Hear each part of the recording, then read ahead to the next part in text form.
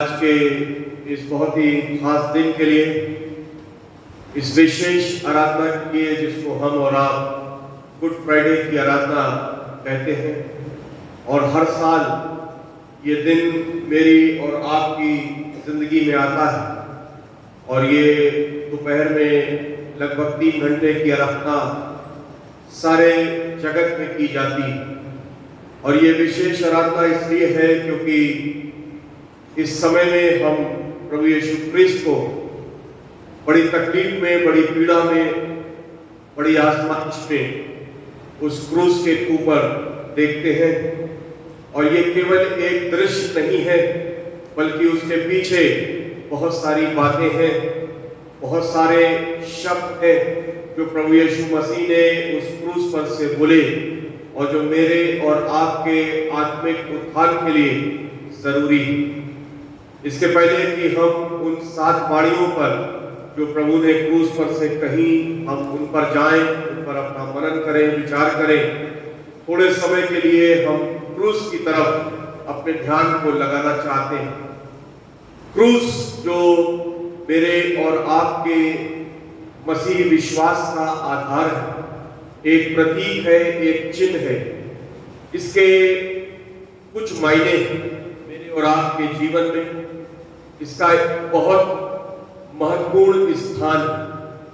मायने तो बहुत से हैं, इसके इंटरप्रिटेशन बहुत से हैं, लेकिन सारी बातों का निचोड़ केवल एक बात में है, और वो ये है कि क्रूस, जैसा पौलुस कहता है कि क्रूस की कथा नाश होने वालों के लिए मूर्खता, पर हम उद्धार पाने वालों के लिए परमेश्वर की सामर्थ है। पहला कुरिन्थियों उसका पहला अध्याय और उसकी 18 आयत। और आज जब हम गुड फ्राइडे की इस विशेष इबादत में परमेश्वर की इस हैकल में मौजूद हैं, तो हम केवल एक चीज को याद रखकर आगे बढ़ना चाहते हैं, और वो ये है कि क्रूस परमेश्वर की सामर्थ का प्रगटीकरण है। क्रूस एक वो सिंबल है कि जब क्रूस मेरे और आपके जीवन में जोड़ दिया जाता है, तो ये परमेश्वर की सामर्थ को मेरे और आपके जीवन में उतारने का एक प्रतीक बन जाता है। प्रभु यीशु मसीह ने कहा था, यूहन्ना की इंजील उसका 12वां अध्याय और उसकी 32 आयत में कहा था, जब मैं ऊंचे पर चढ़ाया जाऊंगा, पृथ्वी से जब मैं ऊंचे पर चढ़ाया जाऊंगा तो सबको अपनी तरफ खींच लूं। ऊंचे पे चढ़ाए जाने का मतलब था पृथ्वी से क्रूस पर जब मैं चढ़ाया जाऊंगा। और आप और हम जानते हैं कि जब उसको उस स्थान पर जिसको गुलगुता कहते हैं, वहां जब ले गए और उसको क्रूस पर उसके हाथों को, पैरों को ठोका और जब क्रूस को खड़ा कर दिया, तो वो पृथ्वी से ऊपर उठ गया। और जब वो ऊपर उठ गया तो ये वचन जो उसने कहा था कि मैं सबको खींचूंगा, ये वचन वहां पूरा हुआ। बहुत सारी बातें उस क्रूस के नीचे, उस क्रूस के नजदीक घटित हुई, जिन पर अभी थोड़ी देर में हम और आप विचार करेंगे। एक बहुत विशेष बात जो वहां पर हुई, आपने अगर क्रूस को देखा हो, और क्रूस जब हम बनाते हैं, यहां भी लगी हुई सामने, लेकिन बहुत जगहों पे आपने देखा होगा क्रूस के ऊपर एक अल्फाबेट लिखे होते हैं, और इंग्लिश में हम कहते हैं INR। शायद आपने कभी गौर किया, INR हिंदी में कहते हैं गलील का यीशु यहूदियों का राजा, जीसस नाज़रीन, किंग ऑफ ज्यूज। गलील का यीशु यहूदियों का राजा। इसका मतलब क्या है?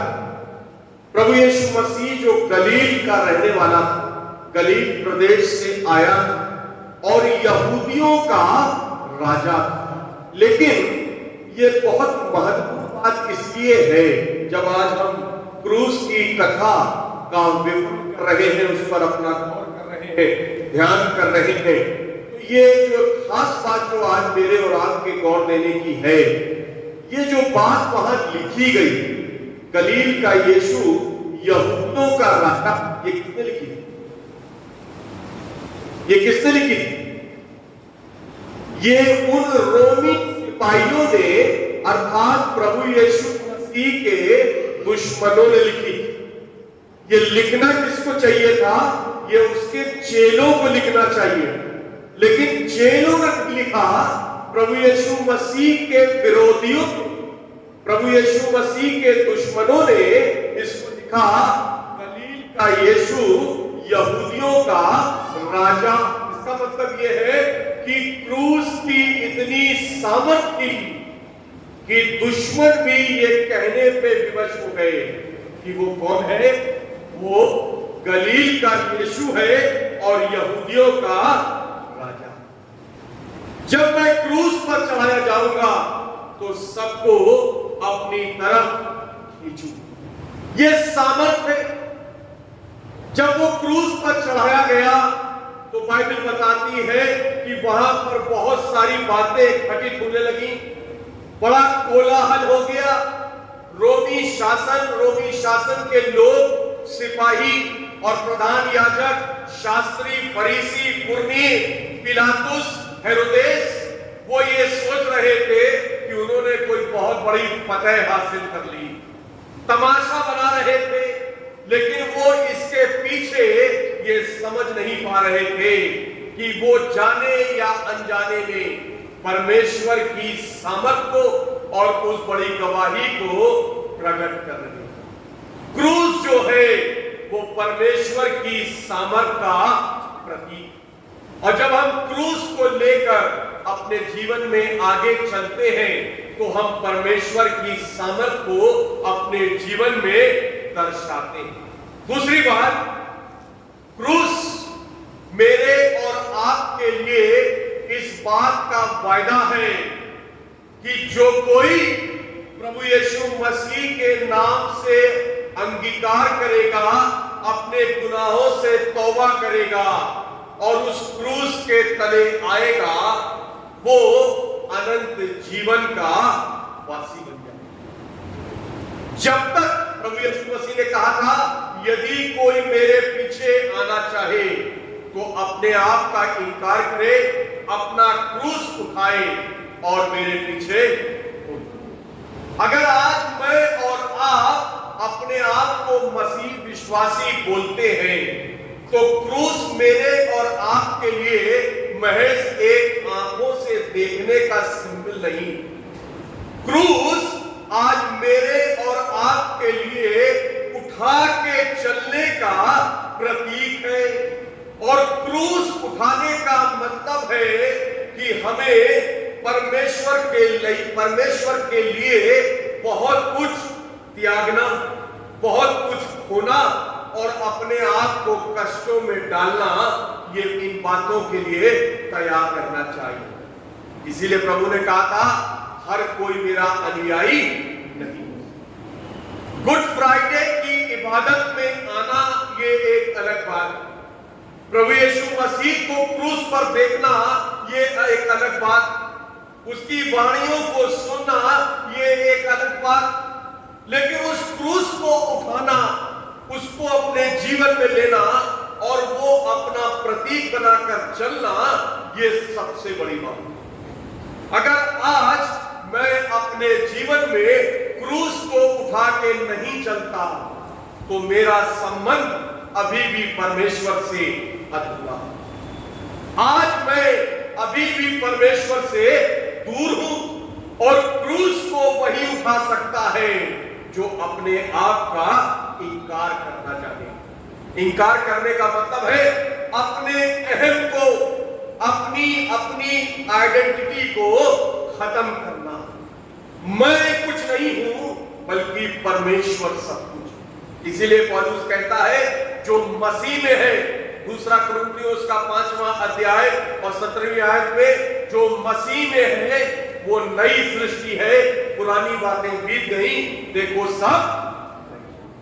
जिस दिन हम और आप अपने जीवन में क्रूस को उठा लेते हैं उस दिन हम मसीह में नई सृष्टि बन जाते हैं। कुछ और बातें जो मैं जरूर क्रूस पर आपके सामने रखना चाहता हूं। रोमी शासन काल में क्रूस जो था वो सजा देने का एक तरीका था और क्रूस की सजा उन अपराधियों को दी जाती थी जो बहुत संगीन अपराध करते थे। इंग्लिश में कहते हैं हार्डकोर क्रिमिनल्स, जिनके अपराध या जिनका क्राइम बहुत हाई डिग्री का होता था, उन्हीं को क्रूस की सजा दी जाती और उसके कुछ नियम होते थे। जब किसी व्यक्ति को क्रूस की सजा दी जाती थी तो उसको बाहर ले जाया जाता था, उस व्यक्ति से खुद ही क्रूस को उठवाया जाता था, वो ढोता था, चलता था। और उन दिनों में जो क्रूस बनाई जाती थी वो अलग अलग डिजाइन की होती थी। एक क्रूस तो वो है जिस पर प्रभु यीशु मसीह को लटकाया गया था, जो क्रूस आप देख रहे हैं सामने, जिसमें हाथों को फैलाकर और पैरों को नीचे ठोक दिया जाता था। एक क्रूस होती थी जो बिल्कुल स्ट्रेट होती थी, जिसमें क्रॉस नहीं होता और वो बिल्कुल स्ट्रेट, जैसे आपने बांस देखा होगा उस तरीके से थी, और हाथों को यूं करके ऊपर ठोका जाता था और पैरों को नीचे ठोक दिया जाता। कुछ लोगों को उल्टा क्रूस भी दिया जाता था, सर नीचे होता था और पैर ऊपर होते थे, उल्टा क्रूस भी दिया जाता था। क्रूस का जो वजन था, जो एवरेज वेट होता था, वो लगभग 135 केजी हुआ करता था। ये माना जाता था कि एक तंदुरुस्त आदमी के लिए, उसको लटकाने के लिए लगभग 135 केजी का वेट उसको बर्दाश्त कर पाएगा, अन्यथा वो टूट जाएगा। 135 किलो एक एवरेज वेट होता था और उस व्यक्ति को जब क्रूस पर टांगते थे तो उसको रोकने के लिए कीलों से उसको जकड़ा जाता था, और जब व्यक्ति को कील से जकड़ देते थे तो उसके प्राण को निकलने में कुछ घंटों से लेके कुछ हफ्ते तक लगते थे। जैसा व्यक्ति का फिजिकल कंडीशन होती थी, जो कमजोर होते थे वो शायद कुछ घंटों में मर जाते, लेकिन जो तंदुरुस्त होते थे उनके प्राण निकलने में कुछ दिन और यहां तक कि हफ्ते हफ्ते लग जाते। लोग क्रूस पर लटके रहते थे और रोमी जो सिपाही होते थे वो चेक करते थे कि अभी ये व्यक्ति जिंदा है या मर गया, और जब वो व्यक्ति मर जाता था तो एक नियम था कि वो डंडे से उसके पैर को तोड़ते थे, हड्डी को तोड़ा जाता था और उसके बाद उसको क्रूस से उतारा जाता था। लेकिन जब प्रभु यीशु मसीह ने अपने प्राण त्यागे थे तो उसके पैरों को तोड़ा नहीं गया। ये भी एक बिब्लिकल प्रोफेसी थी। क्रूस पर जब किसी को टांगते थे तो मरने के 3 या 4 मुख्य कारण हुआ करते। सबसे बड़ा कारण था जब व्यक्ति जब क्रूस पर लटकाया जाता था, जब कीलों से ठोका जाता था तो पसीने के साथ साथ खून बहता था और शरीर का सारा खून, पसीना जब निकल जाता था, जिसको हम कहते हैं डिहाइड्रेशन इंग्लिश में, और जब शरीर से सारा पानी निकल जाता था तब व्यक्ति अपना प्राण त्याग देता। एक और कारण था क्रूस पर मरने का, जब लोहे की कीलें लगाई जाती थी तो बहुत से लोगों को सेप्टिक हो जाता। सेप्टिक से पूरे शरीर में जो खून होता था वो पॉइजन में कन्वर्ट हो जाता और व्यक्ति नीला पड़कर मर जाता। बहुत से लोग शॉक से मर जाते। जैसे ही कील लगाते थे, आप जानते हैं जो मेडिकल के लोग हैं कि हथेली पे एक नस होती है जो हार्ट से कनेक्ट होती है, और जब यहां पर कील ठोकते थे तो उसका सीधा प्रभाव व्यक्ति के हृदय पे आता था और हार्ट बीट रुक जाती थी, लोग मर जाते। ये कारण थे क्रूस पर मरने के। और उन दिनों में रोम में जो लोहा हुआ करता था, ये हिस्ट्री है, वो बहुत महंगा था। इसलिए जब एक व्यक्ति क्रूस पर मर जाता था तो उन कीलों को वापस निकाल कर उसको रीयूज करते थे किसी और को टांगने के लिए। प्रभु यीशु मसीह ने इन कष्टों को, इस वेदना को मेरे और आपके लिए क्रूस पर सहा। ये मृत्यु कोई मामूली मृत्यु नहीं थी, ये तकलीफ कोई मामूली तकलीफ नहीं थी, ये पीड़ा कोई मामूली पीड़ा नहीं थी। और जब वो क्रूस पर था तो बाइबल बताती है वहां भी वो अपने उस कैरेक्टर में, उस मिजाज में जिसको लेकर वो इस संसार में आया था, उस वहां पर भी वो उस कैरेक्टर से हटा नहीं। वहां पर भी वो प्रार्थना कर रहा था, वहां पर भी वो अपने पिता को याद कर रहा था, और वहां पर भी वो उन तमाम लोगों के लिए जो वहां क्रूस के नीचे खड़े थे उनको लेकर वो चिंतित था।